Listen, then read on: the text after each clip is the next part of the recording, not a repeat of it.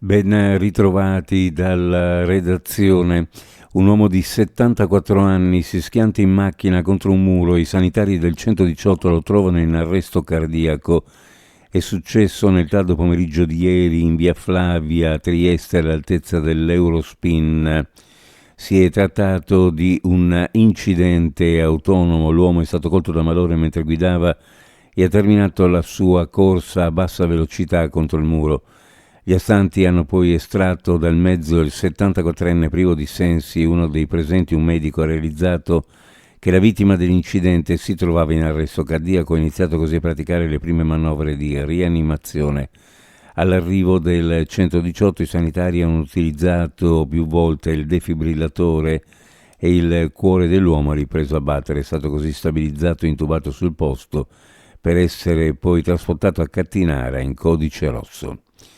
Proclamato ufficialmente lo stato di agitazione dei lavoratori di Asugi da parte delle segreterie regionali di UIL, FPL e Nursind a causa di una grave carenza di organico nelle aree Isontina e Giuliana. I sindacati sostengono che nell'area giuliana manchino all'appello 50 infermieri, 30 OS, 10 tecnici di radiologia, 15 tra fisioterapisti, dietisti e logopedisti, assistenti sanitari.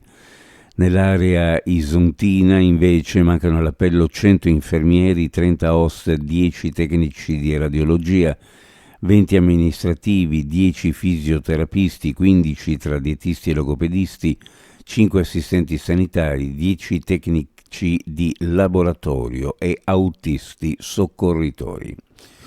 Si sono stretti dietro lo striscione lavoratrici e lavoratori di U-Blocks a difesa del lavoro, le decine di dipendenti che, come un fulmine a ciel sereno, hanno ricevuto la comunicazione di avvio da parte dei vertici aziendali della procedura di licenziamento collettivo.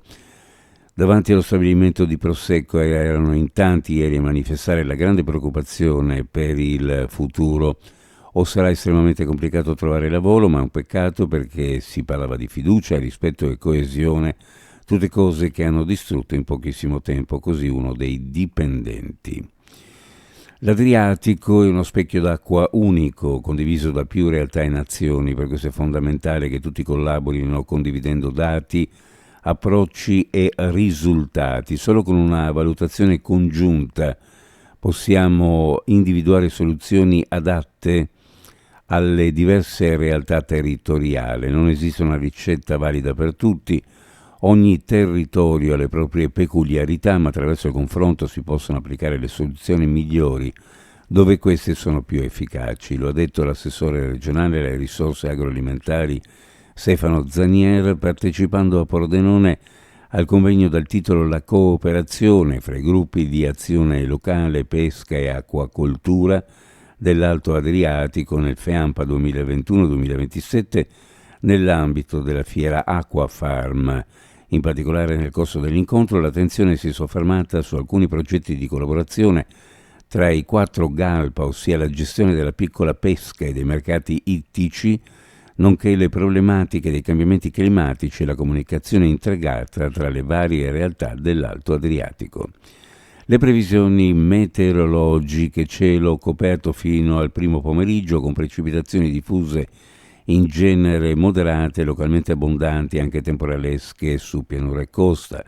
Quota neve in calo da 1000 metri circa, poi fino a 300-500 metri.